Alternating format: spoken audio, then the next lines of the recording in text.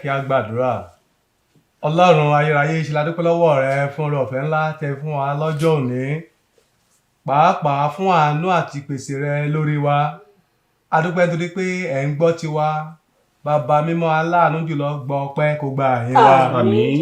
Ǹjẹ́ a ti dé ní àkókò yìí, bàbá, bí a ti máa wo ọ̀rọ̀ rẹ ní àkókò yìí, ẹ wá mẹ́sí wa. Àmín. Ọlọ́run, ẹ wá bá wa sọ̀rọ̀. Àmín. Àtolùgbọ́, àtolùsọ, bàbá ayé wa jẹ́ polongo Jésù. Àmín Jésù. Níkẹyìn eré ìje wa láyé yìí, ohun mi ò mọ̀ rí, má jẹ́ ó fọ̀ sí wa. Àmín Jésù. Èyí la fi ìgbàgbọ́ béèrè nípasẹ̀ Jésù Kristi Olúwa wa. Àmín. Ní orúkọ Ọlọ́run tó ṣe iyebíye jùlọ ni mo kí wa káàbọ̀ sínú ẹ̀kọ́ Bíbélì ti òní. Gẹ́gẹ́ bí ẹ̀kọ́ tí à ń gbé yẹ̀wò lónìí ni ẹ̀kọ́ kọkànlélógún. Àwa tá a bá ní ìwé pélébé tí à ń lò lọ́wọ́, ẹ̀kọ́ kọkànlélógún. Àkòrí tí a dẹ̀ ń gbé yẹ̀wò ni oore ọ̀fẹ́ ìfifúnni. Ẹ̀ka àkòrí táwọn máa gbé yẹ̀wò lónìí ni àgbékalẹ̀ ìfifúnni. Kókó ẹ̀kọ́ wa lónìí òun ni ìdámẹ́wàá ni kókó ẹ̀kọ́ táwọn máa gbé yẹ̀wò. Bí a ti ń tẹ̀síwájú, mo ní àwọn tí a jọ máa gbé ẹ̀kọ́ tòní yẹ̀wò. Ní apá àlàáfíà mi níbí, mo ní bàbá wa àlùfáà Báyọ̀ Adékànmí. Ẹ káàbọ̀ sáàrin wa bàbá. Ẹ ṣeun bàbá wa nínú Olúwa.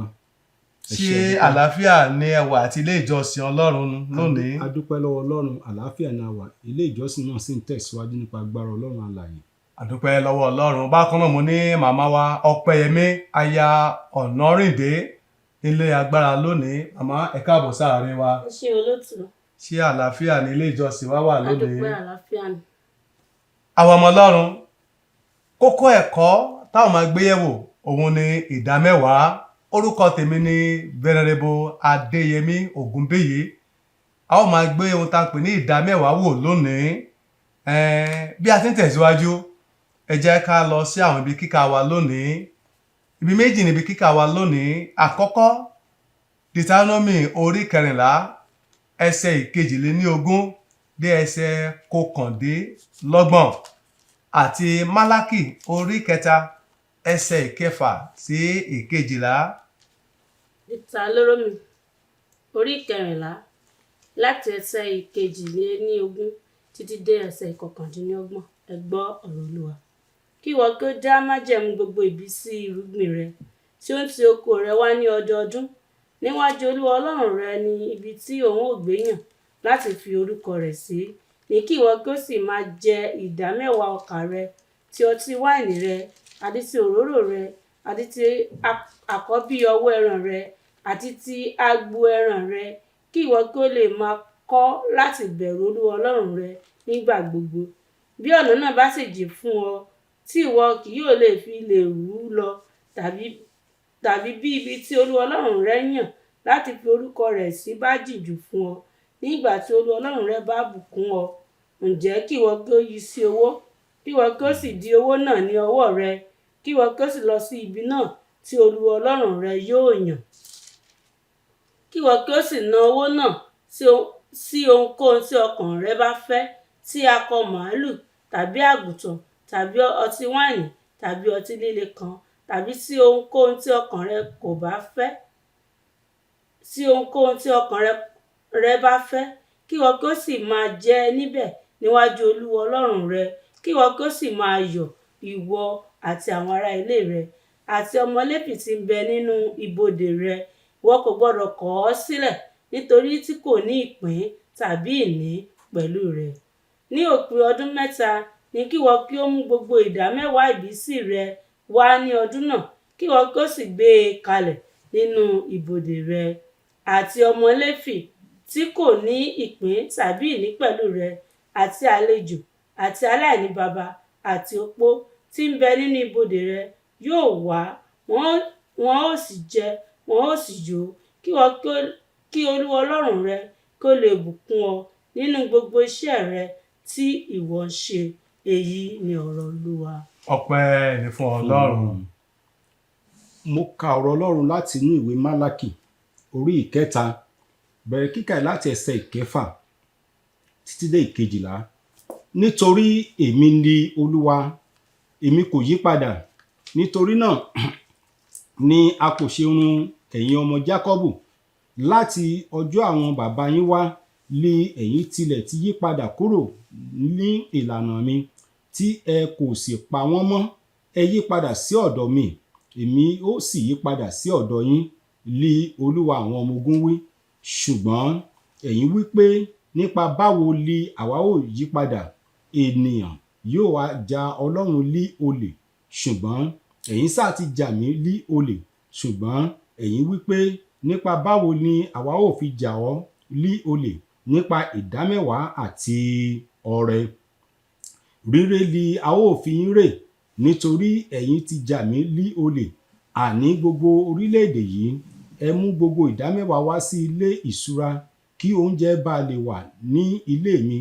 Ẹ sì fi èyí dán mi wò nísinsìnyí, bí èmi kì yóò bá ṣí àwọn fèrèsé ọ̀run fún yín, kí n sì tú ìbùkún jáde fún yín, tó bẹ́ẹ̀ tí kì yóò sí àyè tó láti gbà á. Èmi yóò sì bá ajẹnirun wí nítorí yín, òun kì yóò sì run èso ilẹ̀ yín, bẹ́ẹ̀ ni àjàrà yín kì yóò rẹ̀ dànù, ní Olúwa àwọn ọmọ ogun wí. Gbogbo orílẹ̀-èdè ni yóò sì pè yín ní alábùkún fún, nítorí ẹ̀yin yóò jẹ́ ilẹ̀ tí ó wuni, ní Olúwa àwọn ọmọ ogun wí. Èyí ni ọ̀rọ̀ Ọlọ́run. Ọpẹ́ ni fún Ọlọ́run. Àwọn ọmọ Ọlọ́run, ẹ já lọ sí èròǹgbà wa. Èròǹgbà wa àkọ́kọ́ láì jẹ́ kí a mọ èròǹgbà ìdámẹ́wàá ní ìwòye Bíbélì. Bí Bíbélì bó ṣe yà á làákalẹ̀, bó ṣe ṣe àlàyé yékéyéké, a ó gbé yẹ̀wò. Èkejì, láì jẹ́ kí àwọn onígbàgbọ́ mọ̀ wípé sísan ìdámẹ́wàá kò ní ìdúnàádúrà rárá.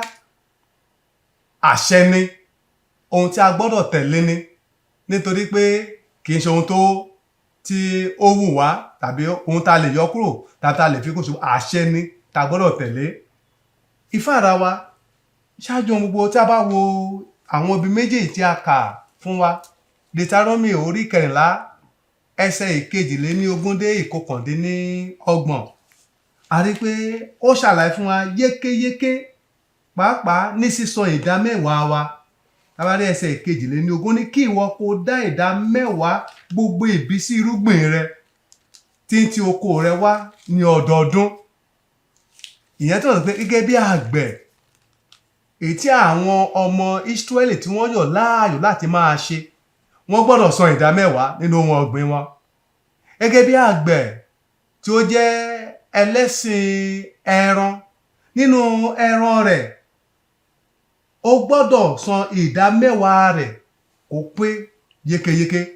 Pàápàá àsọ̀wọ̀n àpótí pé ibi tó dẹ̀ wà tó bá jìn, ó gbọ́dọ̀ pààrọ̀ àwọn wọ̀nyí kó yí padà sí owó, kó mú owó ìwá sí ilé Ọlọ́run gẹ́gẹ́ bí ìdámẹ́wàá rẹ̀.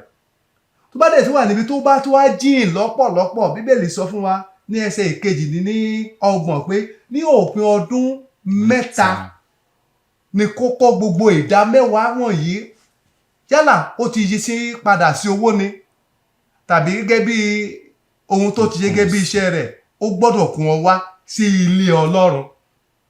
Bákan náà síwájú sí i, tá bá wo Málákì ètò àkàsítì gbọ́ wa orí 3 ẹsẹ̀ 6 sí 11, a sọ fún àwọn ọmọ Ísírẹ́lì wípé wọ́n ti yí padà kúrò ní ìlànà Ọlọ́run, àti pé wọ́n ti ń ṣe ìfẹ́kúfẹ́ ìfẹ́ tiwọn, àti wípé ní àkókò yìí wọ́n fà sẹ́yìn láti máa san ìdámẹ́wàá wọn. Ó ní ọ̀rọ̀ yìí fi jáde wípé ènìyàn ha lè ja Ọlọ́run ní olè bí? A dẹ̀ tẹnumọ́ wípé àwọn ọmọ Ísírẹ́lì wọ́n ní pé wọ́n ti ja Ọlọ́run ní olè nítorí pé wọ́n kọ̀ láti san ìdámẹ́wàá wọn àti ọrẹ. Ìdí nìyí tí Bíbélì sọ pé ríré ni a ó fi wọ́n rí. Mo gbàdúrà ìbùkún la ó máa gbà ní ọjọ́ ayé wa. Àmín Jésù. Ohun gbogbo tí Ọlọ́run ní, àyàfi èrè ohun tí ó fi fún wa. Àwọn òfin inú májẹ̀mú láéláé pè fún sísan ìdámẹ́wàá gẹ́gẹ́ bí a ti kà á níbi méjèèjì yìí. Ìdámẹ́wàá èṣù tàbí ohun ìní. Irú ìfifúnni bẹ́ẹ̀ jẹ́ owó orí tí àwọn àlùfáà àti àwọn ọmọ Léfì ń gbà àtìlẹ́yìn lórí wọn. Ọlọ́run nínú ìlérí rẹ̀ ó pinnu pé òun yóò bá àìní ojoojúmọ́ wọn wí àti àwọn ènìyàn pẹ̀lú. Ìṣòro méjì ló jẹ́ níbi tí a kà yìí.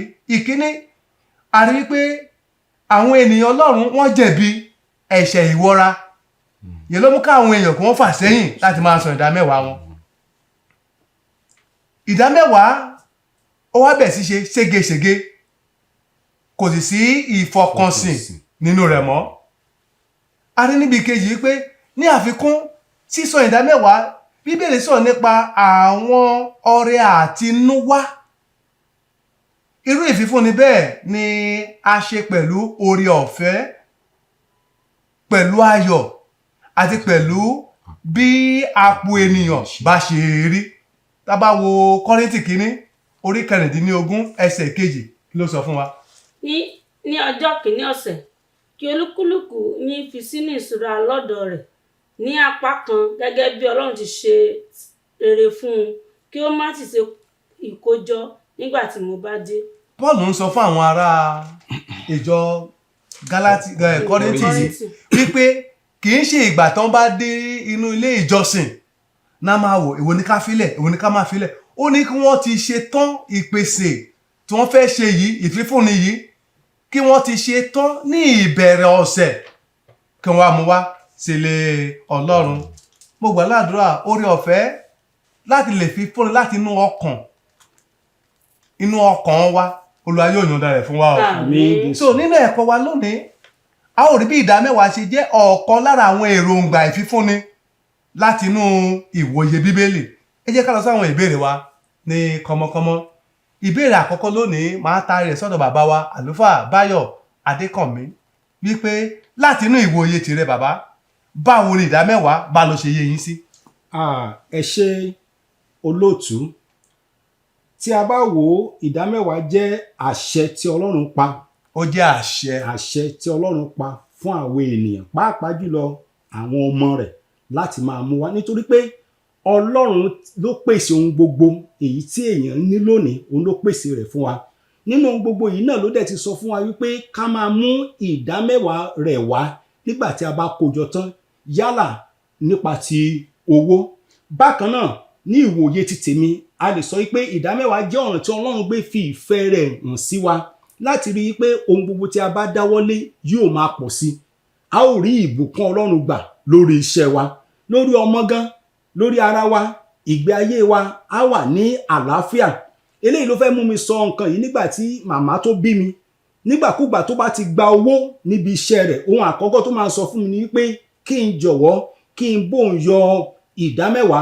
Nígbà tí ó tó àkókò kan ní ẹ̀mí Ọlọ́run jẹ́ kó yé mi pé ìdámẹ́wàá tí ìyá yìí ń san, òun ló ń jẹ́ kí ọ̀pọ̀lọpọ̀ ewu kó máa réfò, tí ò fi jẹ́ kí wàhálà kó dé bá. Nítorí náà ó jẹ́ ọ̀nà tí Ọlọ́run ń gbà láti fi bùkún ayé wa, nítorí pé ìgbà tí a bá ti pa àṣẹ Ọlọ́run mọ́, ó di dandan Ọlọ́run yóò ṣe kí ni yóò bùkún wa. Wọ́n ní ìdámẹ́wàá jẹ́ àṣẹ Ọlọ́run. Àwọn ará ilé òun là ń gbọ́ yìí pé ní sísan ìdámẹ́wàá à ń pa àṣẹ Ọlọ́run mọ́, a dẹ̀ ń wá ọ̀nà ìbùkún Ọlọ́run. Màmá wa Ọpẹ́yẹmí aya Ọ̀nàrìndé, níbo ni ó yẹ kí onígbàgbọ́, níbo ló yẹ kó ti san ìdámẹ́wàá, àti pé báwo ni ó yẹ kí wọ́n ṣe san? Ẹ já wọ̀ wọ́n àlàkalẹ̀ ọ̀rọ̀ Ọlọ́run tí ó wà ń bẹ̀ yẹn kí a kà á pé níbo ló yẹ ká ti san ìdámẹ́wàá wa. Ìtàlórómì orí 14 ẹsẹ̀ 17.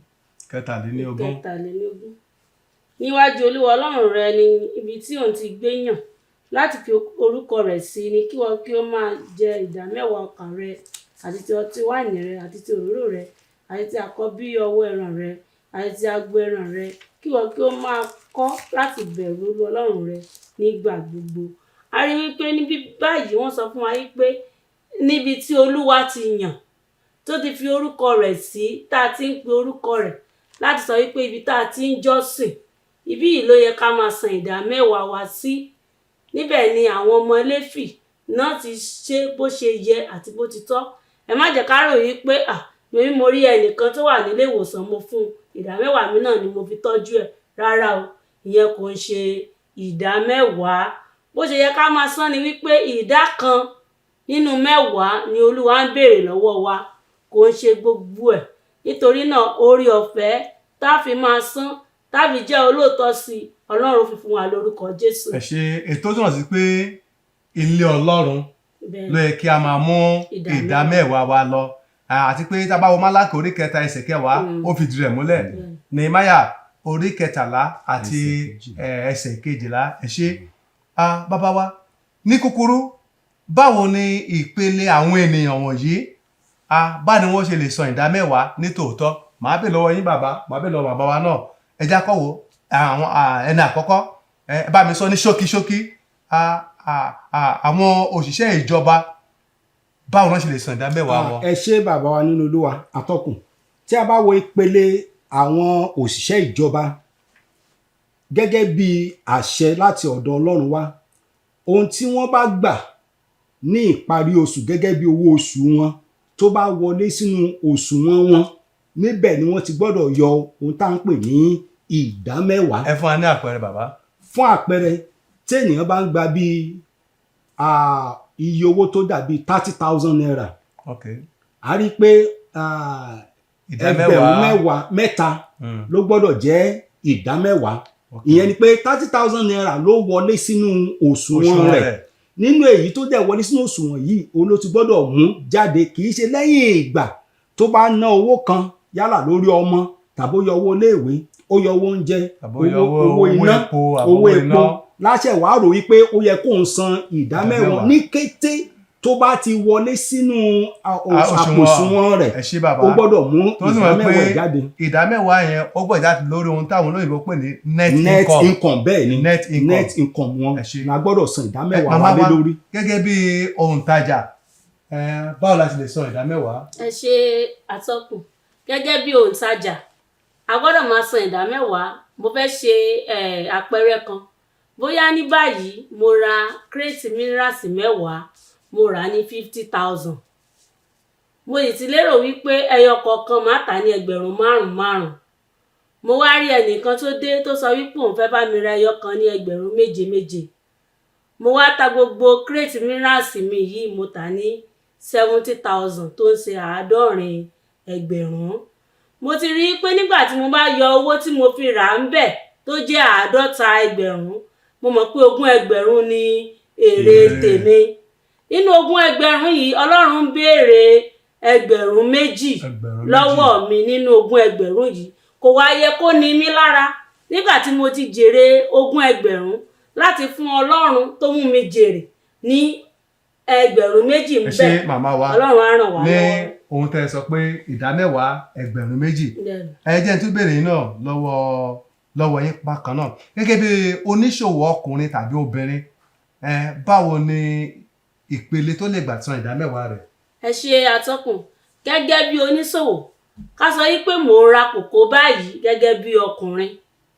ìgbà tí mo ra kòkó òkúta 20, mo rà á ní 100,000. nígbà tí mo rà á lọ́wọ́ ẹni tí mo rà á lọ́wọ́ ẹ̀, mo ṣáà rí i pé mo ti jèrè. mo rí i pé nínú èrè mi yẹn, bóyá mo jèrè ẹgbẹ̀rún 3, mo gbọ́dọ̀ san ìdá kan nínú ẹgbẹ̀rún 3 tó jẹ́ èrè mi, tó jẹ́ 300 naira. nípa báyìí, a rí i pé à ń san ìdá 10 yìí. tá a bá san, a ó rí ìbùkún rẹ̀. bá ò san, a ó rí ìbùkún rẹ̀ náà ní ìdàkejì. bàbá wa, gẹ́gẹ́ bí àwọn àlùfáà, ní ṣókí, báwo ló yẹ ká ṣe máa san ìdá 10 wa? ohun tí Ọlọ́run ń béèrè lọ́wọ́ wa náà ni pé ká jẹ́ olótìítọ́ sí ohun tí ó pa láṣẹ fún wa. owó kan máa ń wà tí àwa àlùfáà máa ń gbà ní ìparí oṣù tá a mọ̀ sí ìsun tèrè tí a lè mọ̀ sí stipend.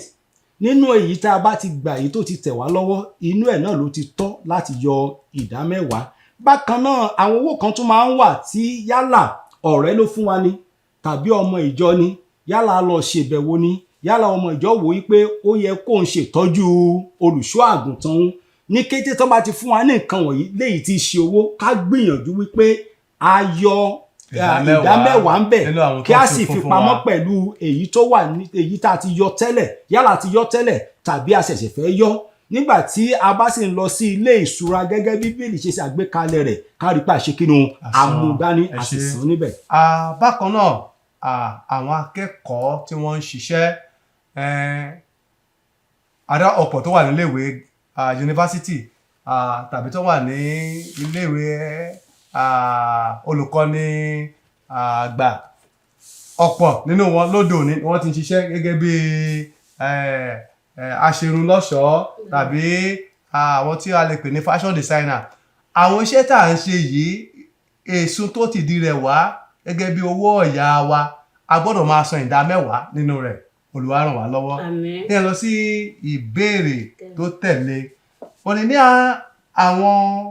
ní ọ̀nà wo ni sísan ìdá 10 ṣe lè di ọ̀kan lára èròǹgbà fífúnni Ọlọ́run. Ṣègbè ìdáhùn rẹ pẹ̀lú àwọn ìrírí rẹ tó jẹ́ ìwúrí fún àwọn onígbàgbọ́ yòókù láti ṣe bẹ́ẹ̀ gẹ́gẹ́. Bàbá wa ní ìṣẹ́jú kan ẹ bá mi sọ̀rọ̀ lórí rẹ̀. Ẹ ṣé atọ́kùn. Tí a bá ní ká bójú àwọn ọ̀nà tí ìdá 10 gbé jẹ́ ọ̀kan lára èròǹgbà ìfifúnni Ọlọ́run. Nínú májẹ̀mú tuntun, ó jẹ́ àṣẹ náà tí Jésù Olúwa wa pa láṣẹ fún wa wípé ká máa fifúnni, wípé torí pé èrè wà nípa ìfifúnni. Tí a bá padà sínú májẹ̀mú láíláí, a rí pé ìbéèrè tí Ọlọ́run sọ fún wa nípasẹ̀ wòlíì Málákì náà ni pé kí a mú ìdá 10 wá. Ìyẹn náà jẹ́ pé ó ti àtinú ọkàn ìfifúnni wá. Torí pé nígbà tá a bá ní ọkàn yìí, la máa lè san ìdá 10 wa bó ṣe tọ́ àti bó ṣe kínú àti bó ṣe yẹ. Àwọn ará ilé, tá a bá ti ṣe tán láti fi fún Ọlọ́run láti inú ọkàn wa, láti gbé lè yọ ètò dára àti ètò tọ́. Màmá ẹ jẹ́ ìbèrè jẹ́ ìbùkún wà. Àwọn owó ìbùkún wọn ló rọ̀ mọ́ sísan ìdá 10 wa. Pàápàá tá a bá wọ Málákì orí 3 ẹsẹ̀ 9 sí 11, a ò ní kà á. Kí ni àwọn ìbùkún tá a lè rí nígbà tá a bá ń san ìdá 10 wa? A rí i pé tá a máa ń san ìdá 10, a ó rí ìbùkún Ọlọ́run lórí ọjà wa. A rí i pé àní máa ná owó ànádànù lórí àwọn ọmọ wa. Nígbà tí a bá fún ènìyàn ní nǹkan tá a san ìdá 10 fún Ọlọ́run, a rí i pé nígbà tá a ò lérò, ẹni tí a ò fọkàn sí lè wá ya ilé wa kó ní àmọ́mì mo ì tí ń retí yín kẹ́ wá láti jẹ́ ẹgbàá kan báyìí. Àwọn nǹkan tá a fọkàn sí lọ́nà báyìí ni ìbùkún Ọlọ́run ó máa wọlé fún wa. Bí àlàáfíà, bẹ́ẹ̀ni, ara pípé, ìfọkànbalẹ̀, a ò ní ṣàìsàn. Nípa táwa ti san ìdá 10 wa ní pípé, oore ọ̀fẹ́ láti máa ṣe bẹ́ẹ̀ Ọlọ́run á fi fún wa lórúkọ Jésù. Ẹ ṣé bàbá wa àlùfáà, ǹjẹ́ àtúbọ̀ wà fún àwọn aláìṣòótọ́ inú sísan ìdá 10? Àwọn tó sọ pé kí ni mi ò san, kò ní túmọ̀. Iṣẹ́ àwọn àtúbọ̀ tó wò ló wà níbẹ̀. Ẹ ṣé atọ́kùn. Ẹni tó bá ń ṣerú èyí, ó ti mọ̀ wípé ó ń kọ lẹ́tà sí ìyà ni. Torí pé ó ṣe ń tá a pè ní àìgbọràn sí àṣẹ Olúwa. Àtúbọ̀tán rẹ̀ pọ̀ lọ́tà lè mẹ́nubà. Tí a bá tilẹ̀ wọnú ìwé Dítarónómì orí 28 ní ẹsẹ̀ 21, ó sọ nípa àjàkálẹ̀ àrùn. Ohun tí Ọlọ́run sọ ní àjàkálẹ̀ àrùn yóò ṣe kí ni o, yóò lẹ̀ mọ́. Ó tún mẹ́nubà pé ibà yóò ṣe kí ni o, yóò jẹ́ tirẹ̀. Ó tún sọ nípa ìrẹ́dànù. Onírúurú ohun búburú gbogbo ló máa dé bá irú ẹni bẹ́ẹ̀. Irú ẹni bẹ́ẹ̀ lè wò pé kí ni ìrìn àjò tó ń rìn láyé. Òun lè léyìí sí nínú májẹ̀mú tuntun níbẹ̀ sọ pé ká máa yẹ ara wa wò ní ọ̀pọ̀lọpọ̀ ìgbà bóyá ìgbé ayé wa wà ní ìbámu pẹ̀lú ìfẹ́ Ọlọ́run. Torí nígbà tẹ́lómi bá ń la nǹkan kọjá, a wò wípé bóyá pé èèyàn kan ló ń ṣe kí ni o, ló ń ṣe òun, onímọ̀ wípé ìṣelòdì sí ìfẹ́ Ọlọ́run. Ìbùkún wà ń bẹ̀, bákan náà ni ìdàkejì rẹ̀ wà ń bẹ̀. Oore ọ̀fẹ́ láti máa san ìdá 10 gẹ́gẹ́ bí Ọlọ́run ti pa láṣẹ, Olúwa yóò bí fún wa. Àmín. Ọ̀rọ̀ ìparí, jíjẹ́ olóòótọ́ nínú ìdá 10 ó jẹ́ ọ̀nà láti gbẹ́kẹ̀lé ìpèsè Ọlọ́run gẹ́gẹ́ bí ọmọ májẹ̀mú, àti pé a gbọ́dọ̀ ṣe èyí bí ó ti yẹ gẹ́gẹ́ bí Ọlọ́run tó ń pèsè fún wa. Nítorí náà, tí o bá fẹ́ kí Ọlọ́run máa tẹ̀síwájú ní ìpèsè nínú ayé rẹ, máa san ìdá 10 rẹ. Tó bá dẹ̀ fẹ́ kí Ọlọ́run kó mú ìpèsè rẹ̀ kúrò, kó dáwọ́ kúrò nínú ìpèsè rẹ̀, wọ́n náà yẹra kúrò nínú sísan ìdá 10. Àdúrà mi ni pé ọ̀run á máa ṣe fún wa lórúkọ ńlá Jésù. Àmín Jésù. Oore ọ̀fẹ́ láti máa ṣe ìdá 10 láti máa san, táà ní fi dá Ọlọ́run lólè. Olúwa kó túbọ̀ yọ̀ǹda rẹ̀ fún wa. Àmín Jésù. Lẹ́ẹ̀kan sí mo fẹ́ dúpẹ́ lọ́wọ́ Ọlọ́run fún oore ọ̀fẹ́ ńlá tí a ní lónìí. Mo dẹ̀ dúpẹ́ lọ́wọ́ àwọn bàbá wa Reverend Báyọ̀ Adékànmí wípé ẹ kú ohùn látàárọ̀ bàbá. ẹ ṣé adúpẹ́. Bákan náà mo dúpẹ́ lọ́wọ́ màmá wa màmá Ọpẹ́yẹmí aya Ọ̀nàrìndé wípé ẹ kú ohùn látàárọ̀. ẹ ṣé atọ́kùn. Orúkọ tèmi kò yí padà Venerable Adéyẹmí Ògúnbíyì. Mo gbà ládàá yìí pé ìbùkún Ọlọ́run kò ní dásẹ̀ lórí wa o. Àmín Jésù. Mo lè dúpẹ́ lọ́wọ́ onímọ̀ ẹ̀rọ wa Ọdún Ayọ̀ tó bá wa ń gbé sókè tó bá wa ń gbé sàlẹ̀ wípé ìbùkún Ọlọ́run yóò máa tẹ̀síwájú ní ayé wọn. Àmín Jésù. Bákan náà mo fẹ́ rán wa létí pé ní ọjọ́ 28 oṣù ìkeje ní ọjọ́ Friday ìṣọ́òru ti diocese wa yóò wáyé ní Cathedral Church of St. Philip Ayétòrò ní agogo 10 ká fi sọ́kàn láti wà níbẹ̀ ọjọ́ Friday 28 July 2023 ní aago 10 ẹ̀já wà níbẹ̀ yóò dára fún wa. Àmín. Lẹ́ẹ̀kan sí mo dúpẹ́ lọ́wọ́ gbogbo wa wípé ẹ ṣé ìbùkún Ọlọ́run kò ní kò lórí wa o. Àmín. Ẹ jẹ́ kí a gbàdúrà. Bàbá ṣe adúpẹ́ lọ́wọ́ rẹ fún oore ọ̀fẹ́ tí ẹ fún wa. Oore ọ̀fẹ́ láti lè máa san ìdá mẹ́wàá wa bó ti tọ́ bó ti yẹ tó wọ̀ wá fi fún wa. Àmín Jésù. Ẹ̀bẹ̀ nígbà tá a bá ń san ọ̀run jọ máa ṣe fún wa. Àmín Jésù. Bàbá a ti sọ̀rọ̀ yìí jáde ẹnì kọ̀ọ̀kan wá tún ayé wa ṣe o. Àmín Jésù. Ọ̀rẹ́ tá a ti sọ àti ìta ti gbọ́ tó túbọ̀ tún ayé wa ṣe. Àmín Jésù. Nípa eré ìjẹ wa láyé yìí ohun tá a fẹ́ gbọ́ ni pé káàbọ̀ olóòótọ́ ọmọ ọ̀dọ̀ rere bọ́ sínú ayọ̀ rẹ. Àmín. Bàbá jẹ́ kílẹ̀ kó jẹ́ ìpín wa Àmín ní Jésù. orúkọ ńlá Jésù Kristi Olúwa wa. Àmín, àmín, àmín lórúkọ Jésù. Àmín. Àlàáfíà fún yín. Àlàáfíà. Àlàáfíà.